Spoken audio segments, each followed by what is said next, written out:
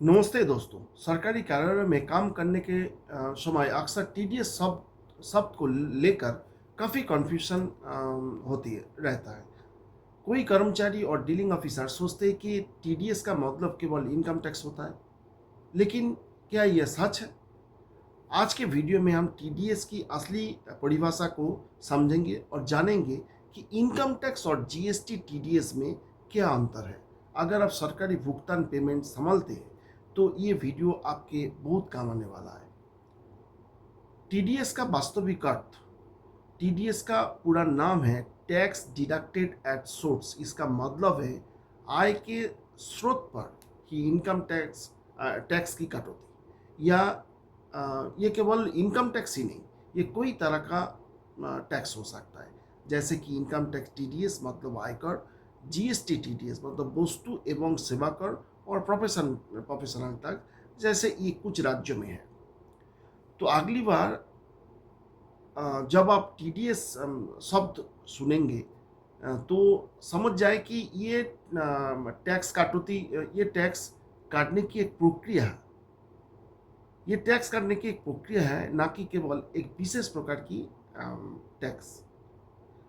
ये कोई मतलब टीडीएस का एक टैक्स काटने का प्रक्रिया है, लेकिन ये कोई विशेष प्रकार की टैक्स नहीं है, टैक्स का कैटेगरी में नहीं आता है। इनकम टैक्स अब आते हैं इनकम टैक्स टीडीएस। इसमें रूल 192 एंड 194 सी के अंदर काटा जाता है। सरकारी कार्यालय में मुख्य रूप से दो तरह से इनकम टैक्स काटा जाता है। रूल 192 सैलरी, ये कर्मचारी को वेतन पर काटा जाने वाला टैक्स है। रूल 194 सी पेमेंट टू सब कॉन्ट्रैक्टर्स, ये सबसे महत्वपूर्ण है। यहाँ दो दो रेट से टैक्स कटौती होते हैं। 1% टीडीएस यदि पैन किसी व्यक्ति या हब के नाम पर है, मतलब हिंदू अनडिवाइडेड फैमिली। 2% टीडीएस यदि पैन किसी कंपनी, पार्टनरशिप, फर्म या सोसाइटी के नाम पर। ध्यान दे, ये वाला जानना बहुत जरूरी है, यहाँ पे गड़बड़ होता है हमेशा।